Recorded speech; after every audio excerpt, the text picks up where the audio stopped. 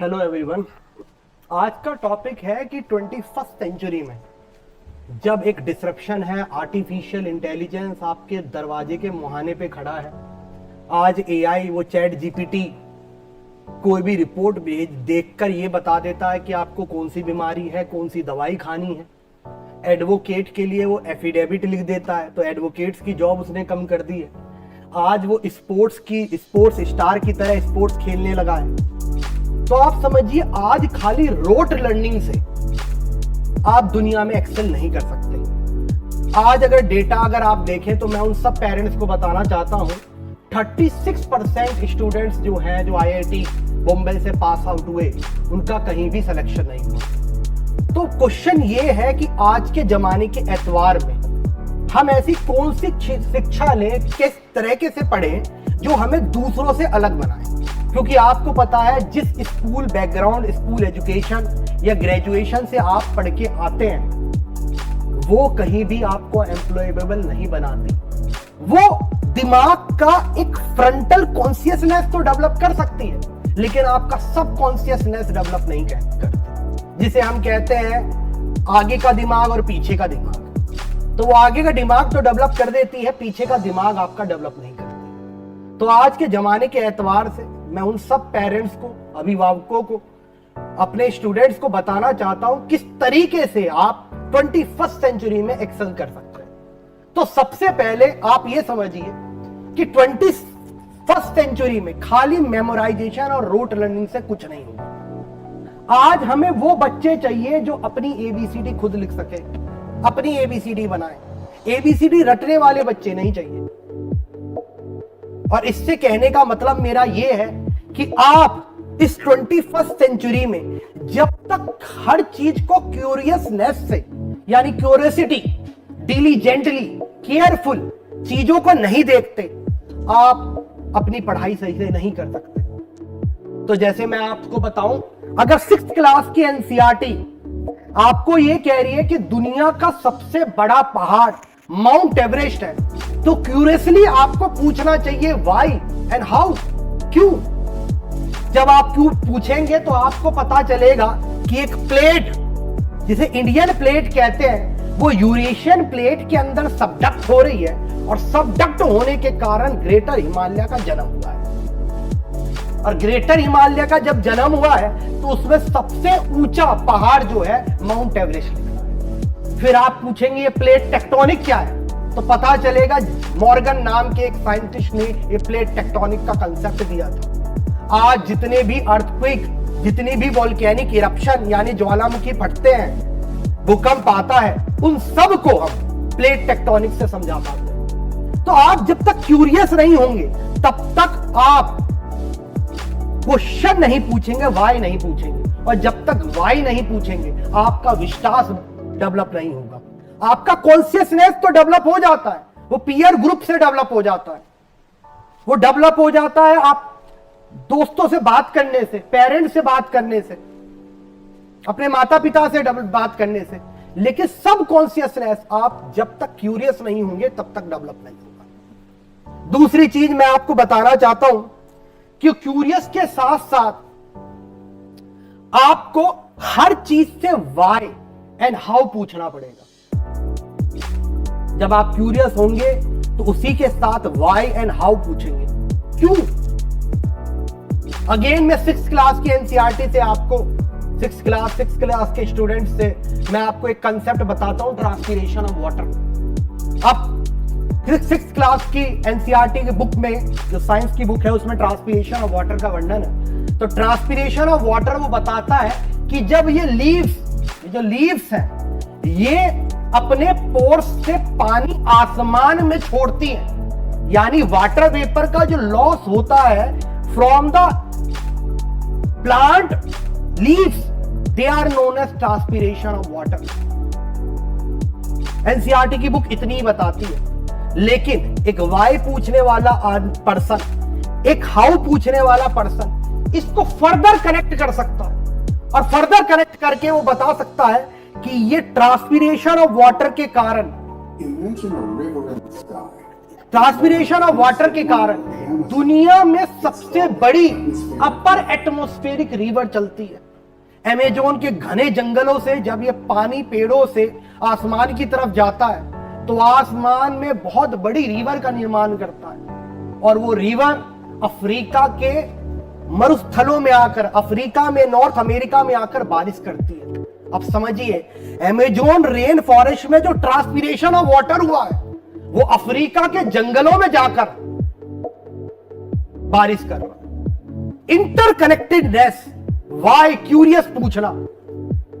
अब 6th class का बच्चा जब वो ट्रांसपीरेशन ऑफ वाटर पढ़ेगा और जब वो दुनिया जानेगी कि अच्छा, दुनिया की सबसे बड़ी नदी सतह पर, जमीन पे नहीं चल रही है, आसमान में चल रही है, तब वो ट्रांसपीरेशन ऑफ वाटर कभी नहीं भूलेगा। तो क्यूरियस बनना बहुत जरूरी है, इन बिटवीन द लाइन्स पढ़ना बहुत जरूरी है। और आप अपने स्टूडेंट, अपने माइंड को, या आप अभी अभिभावक हैं यानी आप पेरेंट्स हैं, तो अपने वर्ड को कैसे ट्रेन करेंगे? तो मैं कह रहा हूं सॉक्रेटिक मेथड से ट्रेन करिए उसे। बच्चे से वाई पूछिए, क्यों पूछिए। बच्चा जब क्वेश्चन पूछे, आपका स्टूडेंट जब क्वेश्चन पूछे तो उसका जवाब दे, जवाब के साथ आप भी क्वेश्चन पूछिए। सोक्रेट, जिन्हें सुकरात कहते हैं हिंदी में, वो अपने स्टूडेंट्स को कभी नहीं पढ़ाते थे। वो क्वेश्चन पूछते थे, स्टूडेंट उनसे क्वेश्चन पूछते थे और इस क्वेश्चन आंसर में पूरी क्लास हो जाती थी। ये दुनिया का सबसे लॉजिकल पढ़ना है, इसे सोक्रेटिक मेथड कहते हैं, सुकरात का तरीका कहते हैं। तो आप भी सवाल पूछिए, और सवाल पूछने के साथ चीजों को गहनता से सुनिए। मैं अपने स्टूडेंट से कहता हूं कि किसी भी बुक को पढ़ने के कितने तरीके होते हैं, तो मैं कहता हूं किसी भी बुक पढ़ने के 3 तरीके होते हैं। कोई भी अच्छी बुक अगर आपके पास है तो कम से कम आपको 3 बार उसे पढ़नी चाहिए, कम से कम 3 बार। फर्स्ट रीडिंग जब आप करें तो फर्स्ट रीडिंग में एक जनरल रीडिंग करिए, और जनरल रीडिंग करने के बाद, जनरल रीडिंग के बाद पेरेंट्स से उस रीडिंग पे बात करिए कि आपने क्या सीखा, आपने क्या सीखा। This is the first general reading. और जब आप पेरेंट्स से बात करेंगे, अपने पेरेंट्स को या अपने छोटे भाई बहनों को उस पूरी बुक को समझाइए। इसे कहते हैं फेमन टेक्निक, फेमन मेथड। और जब आप पहली बार बुक पढ़ के लोगों को समझाएंगे मैंने क्या इससे सीखा, तो वो चीजें आपके दिमाग में इम्बाइब्ड होंगी। मैं आप सभी अभिभावकों के से, सभी पेरेंट्स से ये कहना चाहता हूं, अपने वार्ड को, अपने बच्चे को आप बुक पढ़ने के लिए दीजिए, और बुक पढ़ने के बाद उससे क्वेश्चन पूछिए। उससे कहिए कि पूरी बुक में जो आपने चैप्टर पढ़ा है मुझे आसान और सरल शब्दों में मुझे समझा दे। पहला मेथड, पहला तरीका बुक पढ़ने का। जब वो पहली रीडिंग कर ले तो दूसरी रीडिंग में आप उसे कहिए कि अपने आप को बुक का सेंट्रल फिगर मान के बात करेगी। अगर वो गांधी पढ़ रहा है तो अपने आप को गांधी मान के देखे कि गांधी की जगह मैं होता तो क्या करता। जब वो अमेज़न के वर्षा वन, रेन फॉरेस्ट को पढ़ रहा है तो अपने आप को अमेज़न में रहने वाला एक आदिवासी समझे, और समझे कि अमेज़न में हर दिन बारिश होती है, एक ही दिन में सारे सीजन हो जाते हैं। सुबह बरसात का मौसम, सुबह आपने देखा होगा धूप निकलने लगती है, दिन तक गर्मी हो जाती है, शाम को बरसात का सीजन हो जाता है और रात को विंटर सीजन हो जाता है। एक ही दिन में सारे सीजन देखने को मिल जाते हैं। तो अमेज़न बन के देखें। जब वो भगत सिंह पढ़ रहा है तो भगत सिंह के जूते में अपना पैर डाल के देखें, क्योंकि आज की दुनिया आपसे ये क्वेश्चन नहीं पूछेगी कि नॉन वायलेंस और सत्याग्रह क्या है गांधी जी का। वो आपसे क्वेश्चन पूछ रही है गांधी जी जिंदा होते तो क्या कर रहे होते। वो आपसे ये क्वेश्चन नहीं पूछ रहे हैं कि पहले पानीपत की लड़ाई, दूसरी पानीपत की लड़ाई, तीसरी पानीपत की लड़ाई में क्या हुआ। वो पूछ रही है कि सारी जहां साम्राज्य खत्म हुआ है, सारी ऐसी बैटल पानीपत में ही क्यों हुई जो दिल्ली से 60-70 किलोमीटर की दूरी पर है, दिल्ली में क्यों नहीं हुई। क्यों पानीपत में ही हुई। तो दूसरी रीडिंग में आपको उस चैप्टर का, उस लेसन का सेंट्रल फिगर बनना है, सेंट्रल पार्ट बनना है, और सेंट्रल पार्ट बन के अपना फील करना उस लेक्चर, उस लेसन को। थर्ड रीडिंग जब आप करें तो थर्ड रीडिंग के बाद आपकी पर्सनैलिटी में बहुत बड़ा निखार आएगा। और थर्ड रीडिंग में आप बुक को हटाएं और अपनी बुक लिख दें। यानी मेरा क्या कहने का मतलब है, पूरी बुक के जो सिनॉप्सिस है वो आप अपनी नोट्स बना दे कि दुनिया में वो बुक अगर जल जाए, खत्म हो जाए, तो भी आपके पास अपनी नॉलेज हो। This is the third reading. तो हर किसी को 3 बार बुक को जरूर पढ़ना चाहिए। फर्स्ट रीडिंग फेमन टेक्निक, दूसरी reading central figure, central idea generate करना, थर्ड रीडिंग अपनी बुक लिख देना। आपकी लड़ाई आज किसी इंसान से नहीं है, आपकी लड़ाई उस चैट जीपीटी से है जिसके पास millions and trillions of information embedded होती है ना माइक्रो सेकेंड। आज इंफॉर्मेशन एरा में हमारी लड़ाई इंफॉर्मेशन की नहीं है, इंफॉर्मेशन से डेरिवेशन निकालने की है। आप डिराइव क्या करते हैं? जैसे शिंकानसेन टेक्नोलॉजी बनी, तो शिंकानसेन टेक्नोलॉजी जब बनी तो जापान में 1970s की टेक्नोलॉजी है ये, और आज तक जापान में एक भी एक्सीडेंट नहीं हुए शिंकानसेन टेक्नोलॉजी को लेकर। जिन इंजीनियर्स ने शिंकानसेन टेक्नोलॉजी यानी बुलेट ट्रेन की टेक्नोलॉजी बनाई, उन्होंने कहा जब 400 किलोमीटर पर आवर की स्पीड पे कोई ट्रेन चल रही है तो उसका एक्सीडेंट होना तय है। क्यों? जब वो सुरंग से निकलती है तो सुरंग से जो excessive high pressure of air बनता है, वो प्रेशर पूरी ट्रेन को टोपल डाउन कर सकता है, गिरा सकता है। तो वहां के इंजीनियर्स ने देखा कि इसका सॉल्यूशन वर्ड्स में हो सकता है। और आप देखिए यहां के इंजीनियर्स ने कैसे बुलेट ट्रेन का सॉल्यूशन दिया।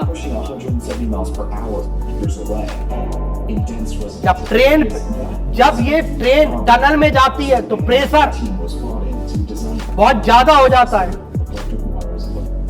इन्होंने जो बुलेट ट्रेन का पेंटोग्राफ बनाया वो आउल के पंखों से रेफरेंस लेकर बनाया।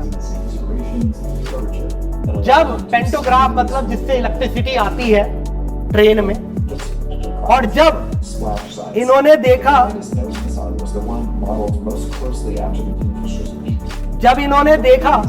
किंगफिशर जब शिकार करती है दूर से, किंगफिशर आपने सुना होगा एक मछली खाने वाली बर्ड है, तो किंगफिशर जब शिकार करती है तो बहुत हाई प्रेशर से आकर वाटर में छलांग लगाती है और अंदर से मछली पकड़ के ले जाती है। उसे भी इतना ही प्रेशर झेलना पड़ता होगा। तो उस किंगफिशर की चोंच लेकर, उससे रेफरेंस लेकर बुलेट ट्रेन की चोंच बना दी। It was 10% faster, used 15% less electricity, and stayed under the 7 were arranging wind turbines. And there are 3 main ways they can do it. They literally do, a lot of desires to efficiently find sources of food. It's life. तो ये video हम class में आपको दिखाएंगे किस तरीके से इन्होंने रेफरेंस लिया। तो नेचर से सीखना, इंटरकनेक्टिविटी से सीखना, और ये तभी पॉसिबल है जब आपने 3 मेथड कॉपी करे हैं, 3 मेथड माने हैं इन बुक रीडिंग। जब नेचर से आप सीख रहे हैं, और वो तभी डेवलप होगा जब आपकी रीडिंग हैबिट ऐसी होगी कि आपका कॉन्शियसनेस के साथ सब कॉन्शियसनेस भी डेवलप करे। आज सारा खेल सब कॉन्शियसनेस का है, क्योंकि कॉन्शियसनेस को कंट्रोल करना, सब कॉन्शियसनेस को कंट्रोल करना ज्यादा आसान है। और जब आपका सब कॉन्शियसनेस कंट्रोल्ड होता है तो कॉन्शियसली आपको किसी भी रास्ते पर भेजा जा सकता है। जैसे एक कहानी सुनाऊं मैं दर्जी की। तो एक बार एक दर्जी से एक आदमी दर्जी के पास अपनी शर्ट सिलवाने गया, तो दर्जी ने कहा सिली सिलाई शर्ट है, ये ले लो। तो उस आदमी ने, चिंटू ने कहा कि हाँ चलो सिली सिलाई शर्ट ले लेते हैं। तो पूछा कितने की है शर्ट? तो दर्जी ने कहा पहले पहन लीजिए तब देखिएगा, पहन लीजिए पहले। चिंटू ने पूरी शर्ट पहन ली। दर्जी से पूछा कितने की है? तो दर्जी ने कहा बहुत अच्छे लग रहे हैं। चिंटू ने पूछा रेट बताओ कितने का है? दर्जी ने फिर कहा बहुत अच्छे लग रहे हैं। तीसरी बार चिंटू ने कहा मुझे रेट जाना, रेट कितने का है? दर्जी ने कहा बहुत अच्छे लग रहे हैं।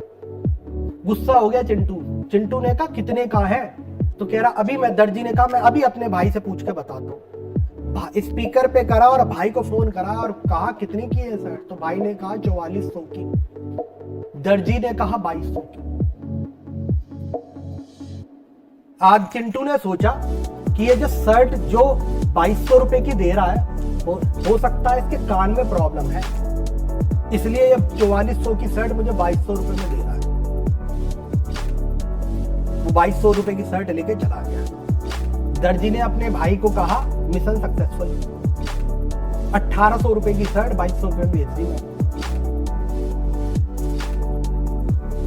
ये होता किस तरह से आपको कॉन्शियसनेस को कंट्रोल किया जाता है। अमेजोन जो फ्लैश सेल चलाता है वो यही दर्जी का एग्जाम्पल है।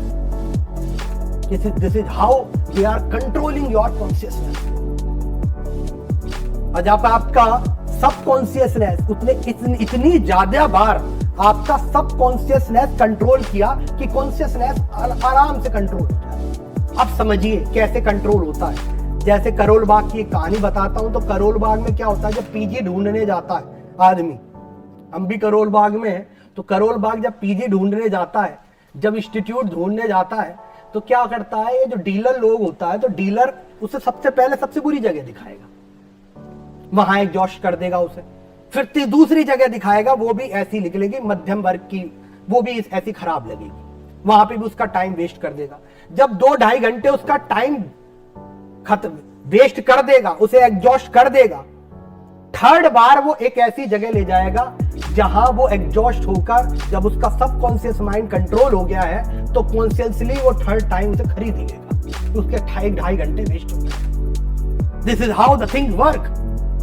आपका सबकॉन्शियस माइंड कंट्रोल करना बहुत आसान है, और आपको इस सबकॉन्शियस माइंड को ही अपने बचाना है। और एक अच्छी एजुकेशन ही आपके सबकॉन्शियस माइंड को प्रोटेक्ट कर सकती है। आज के समय पर जब फाइनेंशियल फ्रॉड बहुत ज्यादा बढ़ गया है, आपका सबकॉन्शियस माइंड भी स्ट्रांग होना उतना ही जरूरी है।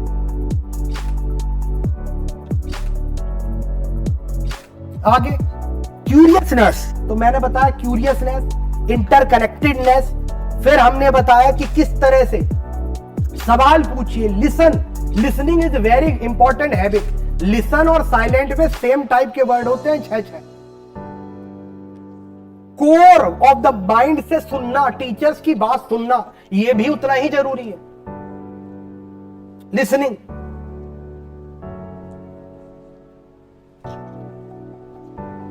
फर्दर जब आप 3 बार बुक को पढ़ रहे हैं, किसी बुक को आप पढ़ रहे हैं, नेक्स्ट आपको हैबिट, 5वीं हैबिट मैं बता रहा हूं आपको सक्सेस की, किसी भी सेक्टर में एक्सेल करने की 5वीं हैबिट है कि आप जब भी कोई बात कहें तो बहुत बड़ी बात को बहुत छोटे शब्दों में बताना सीखिए। बहुत बड़े शब्दों को, अपनी वोकैबुलरी आपकी बहुत अच्छी होनी चाहिए। डेफिनेशंस पे आप वर्क करिए, वोकैबुलरी पे, डेफिनेशंस पे, टर्मिनोलॉजी पर, इस पे वर्क करना आपको जरूरी है। और वो तभी होगा जब आप 3 बार हैबिट बनाएंगे पढ़ने की। पहली बार पढ़ के समझाना, फेमेंट टेक्निक। दूसरी बार अपने आप को सेंट्रल फिगर मांगना बुक में, लेसन में। थर्ड बार अपनी बुक लेके देना। The 3 habits.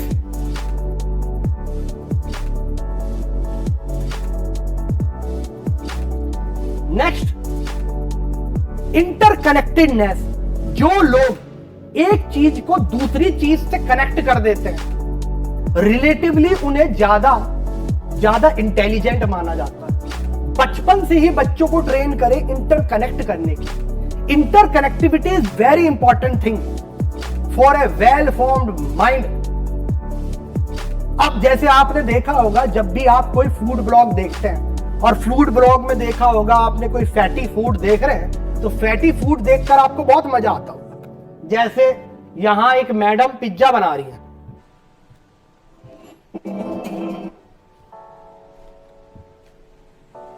मैडम है या सर है वो आप देख लीजिएगा। आपने देखा होगा ऐसे फूड ब्लॉग देखने में हमें बड़ा अच्छा लगता है।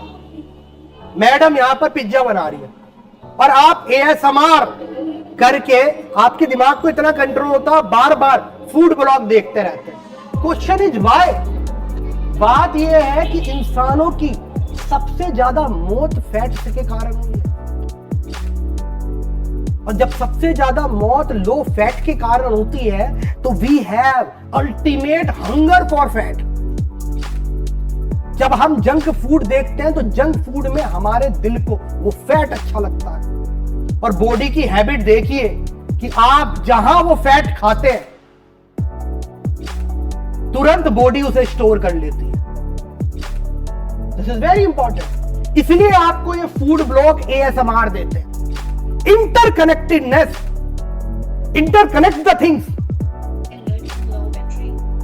This is very important. Interconnect the things. Next, reference nature से लीजिए। और मैंने अगेन कहा ये 3 बुक रीडिंग आपके लिए बहुत जरूरी है। जब आप 3 बुक रीडिंग करते हैं तो आप बहुत ज्यादा शब्दों को छोटे शब्दों में कन्वर्ट कर सकते हैं। मैं आपको कहूं कि हम एनिमल्स अमंग द एनिमल्स थे, जानवरों के बीच में जानवर थे। ऐसा क्या हुआ कि आदमी, इंसान आज प्राइम स्पीसीज है अमंग ऑल एनिमल्स? क्यों? जब लायन से, उस टाइगर से जिसे हमें डर, उस समय डर लगता था हमें, सबसे ज्यादा शिकार हमारे रात में हुए हैं। इसलिए सारे भूत पिशाच भी हमारे रात में ही आते हैं, सोस लगा लगा के मुंह में। आज उस टाइगर को, उस लायन को हम दूध पिला रहे हैं। क्वेश्चन कि कैसे हम प्राइम स्पीसीज बन गए? आज इतनी प्राइम स्पीसीज बन गए कि दूसरे ग्रह पर जीवन ढूंढ रहे हैं। Question is how and why. हम भी तो एनिमल्स हैं। तो आप कहेंगे एक क्रांति हुई, एक क्रांति जिसे हम एग्रीकल्चर रेवोल्यूशन कहते हैं। जिस एग्रीकल्चर रेवोल्यूशन में, इस एग्रीकल्चर रेवोल्यूशन में जहां आदमी ने खेती करना सीखा, अपने लिए खाना बनाना सीखा, और खाना बना के उसके दिमाग और मस्तिष्क का डेवलपमेंट होना लगा। अब इतनी सारी कहानी को एक लाइन पे कन्वर्ट कर सकते हैं, नियोलिथिक रेवोल्यूशन। मैं यही आपसे बात कर रहा हूं कि बड़ी बड़ी चीजों को छोटी छोटी डेफिनेशन में बदलना, छोटी छोटी लाइंस में बदलना, ये एक वेल फॉर्म्ड माइंड ही कर सकता है। नेक्स्ट मैं पढ़ाई में आपको बताऊंगा कि पढ़े पर सोचना चालू करिए। जब भी आप पढ़े पे सोचेंगे तभी आप इंटरकनेक्टेड कर सकते हैं अपने आप को। आप पढ़े पे जब सोचेंगे तो आप लर्न करेंगे। You will learn from the nature, you will learn from the geography, you will learn from the history, you will learn from the mathematics. पढ़े पे सोचे, और पढ़े पे सोचे किस तरीके से? पढ़ी पे सोचिए कि आप देखिए कि लोगों ने, इजराइल के साइंटिस्टों ने कहा कि हमारे यहां रिलेटिव पानी नहीं है, तो रिलेटिव ह्यूमिडिटी मतलब वाटर कंटेंट एटमॉस्फेयर में कितना है, यानी एयर में कितना वाटर कंटेंट, उसे RH कहते हैं, रिलेटिव ह्यूमिडिटी। इन्होंने कहा अगर एयर में मॉइस्चर होता है, उस मॉइस्चर से पानी बना देंगे, और ये मॉइस्चर से पानी बना रहे हैं।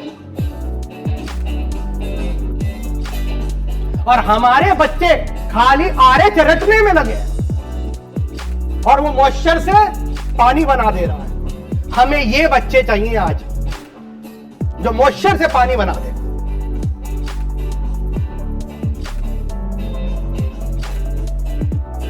अपने पढ़े पे सोचना ये बहुत जरूरी है। अब आपने सुना होगा, देखो सारी रिसर्च जो है वेस्ट ही को कर रहा है, क्योंकि वेस्ट अपने पढ़े पे सोच रहा है। सोक्रेटिक मेथड, वो एनालिटिकल है, वो लॉजिकल है, वो क्वेश्चन करता है। आज एयरबस ने, आपको समझ में नहीं आएगा, गीज होते हैं गीज। आप अपने यहां उसे गीज को, आई थिंक गीज यहां पे नहीं मिलते, कनाडा में मिलते हैं, वेस्ट में मिलते हैं, तो गीज को गीज ही कह सकते हैं। गीज है ना, अपने साथ देखा होगा वी शेप्ड बना के उड़ते हैं। तो वी शेप्ड में क्या होता है, जो साथ वाला पहला गीज है वो लीडर होता है। वो क्या करता, पहले उड़कर पीछे की हवा में वोर्टेक्स पैदा कर देता है, और वोर्टेक्स पैदा करने के कारण पीछे के जो पक्षी हैं उन्हें कम एनर्जी लगती है।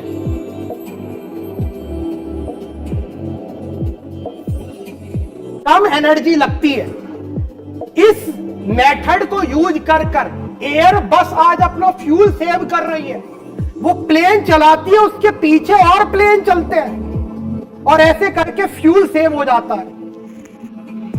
हमें वो बच्चे चाहिए जो आज एयरबस यानी वेस्ट की तरह सोच सके। Interconnectedness, learning from the nature as well.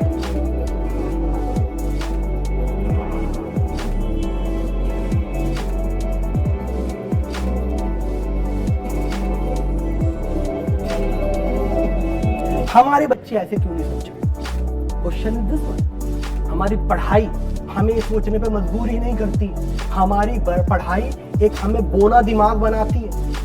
वो बोना दिमाग जहां हम डिग्री लेकर नौकरी की लाइन में खड़े हैं, और नौकरी चैट जीपीटी ले गया है, नौकरी रोबोटिक्स ले गया है, नौकरी बाहर वाला देने आया है, वो आपसे कम पढ़ा लिखा है, आपके पास पीएचडी डिग्री है, वो 12th पास है। हाँ, मार्क जकरबर्ग। नौकरी बाहर वाला देना है, तो हमें नौकरी देने वाला बनना है। हमें यूपीएससी का आईएएस आईपीएस निकालना है, हमें यूपीएससी का एनडीए निकालना है, हमें किसी भी स्फीयर में एक्सेल करना है। तो सबसे पहले अपने पढ़ने का तरीका बदलिए, और इसी पढ़ने के तरीके के लिए हम एक नया कोर्स लेके आ रहे हैं। और मैं चाहता हूं हम जो भी पेरेंट्स जिन्हें वो व्यवस्था नहीं मिली जहां पर वो अपने बच्चों की काउंसलिंग कर सके, हम चाहते हैं आप अपने वार्ड को हमारे पास लेके आइए। फ्री ऑफ कॉस्ट हम उनकी काउंसलिंग करेंगे। वो काउंसलिंग फ्री ऑफ कॉस्ट इसलिए है कि हमारा भी एक सोशल रेस्पॉन्सिबिलिटी है towards the society, and we are fulfilling it. Thank you.